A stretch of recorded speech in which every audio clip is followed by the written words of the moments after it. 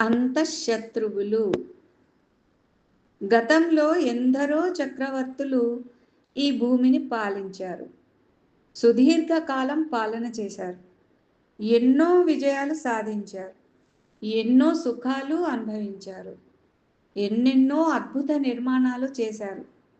కానీ ఏ ఒక్క మహారాజు పొందవలసినది పొందాను, అంతా అనుభవించాను అనే తృప్తితో గతించలేదు.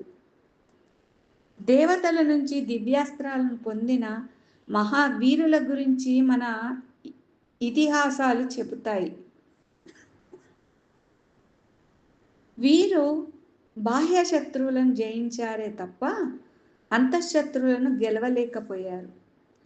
ఆ మహావీరులెవ్వరూ మానసిక ఉన్నతి కోసం దైవశక్తులను కోరలేదు. వారి తపస్సులో కేవలం విజయకాంక్ష తప్ప మరొకటి లేదు. ఈ దివ్యాస్త్రాలు నిష్ఫలమైన సందర్భాలు కూడా ఉన్నాయి. గొప్ప అస్త్రాలే హనుమని ఏమీ చేయలేకపోయాయని రామాయణం చెబుతుంది. అర్జునుడు వరాల కోసం శ్రీకృష్ణుని ఆశ్రయించలేదు. అందుకే దివ్య జ్ఞానామృతాన్ని, భగవద్గీతను పొందగలిగాడు.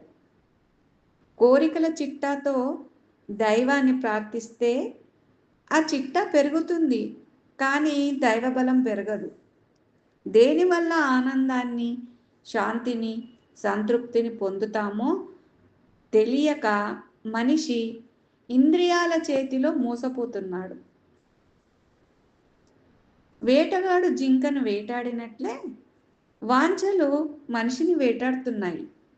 కల్పవృక్షం ప్రసాదించే భోగాలు క్షణికానందాన్నే ఇస్తాయి. మనిషి ఎన్ని తీర్థాలను, దేవతలను సేవించినా విషయ వాంఛల నుంచి బయటపడనిదే ప్రయోజనం ఉండదు. విషయ వాంఛలనే శత్రుసేన ఈ శరీరాన్ని మొత్తం ఆక్రమించింది. ఇంద్రియాలతో పొందే అనుభూతులే వాటి గజబలగం, కామ క్రోధాదులే వాటి ఆయుధాలు, అహంకారం వాటికి సేనాధిపతి, ఇంద్రియాలు వాటి పతాకం అనే దేహం అనే రాజ్యంలో అంతరంగం అనే రాజ్యాప్రాకారాన్ని ఇవి చుట్టుముట్టాయి. బుద్ధి అనే మంత్రిని చీకటి గదిలో బంధించాయి. మనసు అనే రాజును బానిసం చేశాయి. ఎంతటి పరాక్రమశాలి అయినా బాహ్యంగా కనబడే శత్రువులతో తలపడగలడు. కానీ కంటికి కనబడకుండా తనలోనే తిష్ట వేసిన ప్రత్యుత్తులతో పోరాడలేడు. ఇంద్రియ నిగ్రహం, బుద్ధి వికాసంతోనే ఇది సాధ్యమవుతుంది. ఇంద్రియాలను అరణ్యంతో పోల్చారు పెద్దలు. అడవిని సులభంగా దాటాలంటే దాని గురించి తెలియాలి. అలాగే ఇంద్రియాల కిటుకు తెలిస్తే ఇంద్రియారణ్యాన్ని సులభంగా దాటగలం. ఇంద్రియాలు మనసును ఎలా మాయ చేస్తాయో మనిషి సూక్ష్మ దృష్టితో గమనించాలి. చర్మ సౌందర్యంతో మనసును మోహింపజేసే కళ్ళు వాటి వెనకనున్న రక్త మాంసాలను కప్పిపుచ్చుతుంది.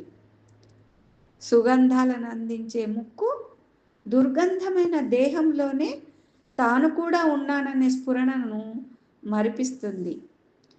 రుచులను మనసుకు అలవర్చే నాలుక వాటి చాటున దాగి ఉన్న రోగాలను దాచిపెడుతుంది.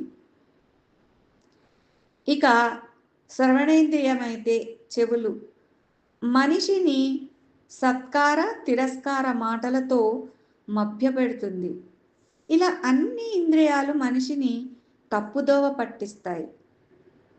మనిషిలోనే ఉంటూ మనిషిని నడిపించే ఈ ఇంద్రియాలను మనసు స్వాధీనపరచుకోవాలి. వినటం, చూడటం, స్పృశించటం, గ్రహించటం, ఇలా మనం చేసే కన్నా అన్ని పనులు ఇంద్రియ కార్యకలాపాలే. ప్రతి ఇంద్రియానికి దైవ ప్రవృత్తి, రాక్షస ప్రవృత్తి అనే రెండు స్వభావాలు ఉంటాయి. సత్కర్మలు, సత్ప్రవర్తన, సత్సాంగిత్యం ఇంద్రియాల్లో దైవ ప్రవృత్తిని నింపుతాయి.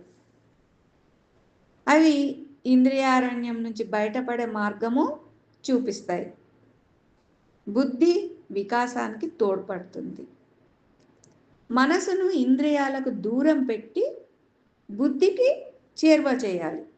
అప్పుడే అంతరంగంలో తిష్ట వేసిన విషయ వాంఛలనే శత్రులను జయించగలం. ఇంద్రుడు అనే ఇంద్రియాధిపతి మనసుకి బృహస్పతి అనే బుద్ధి హితబోధ చేస్తే ఆనందం, శాంతి, సంతృప్తి ఎక్కడ లభిస్తాయో మనిషి గ్రహించగలడు. హరే కృష్ణ.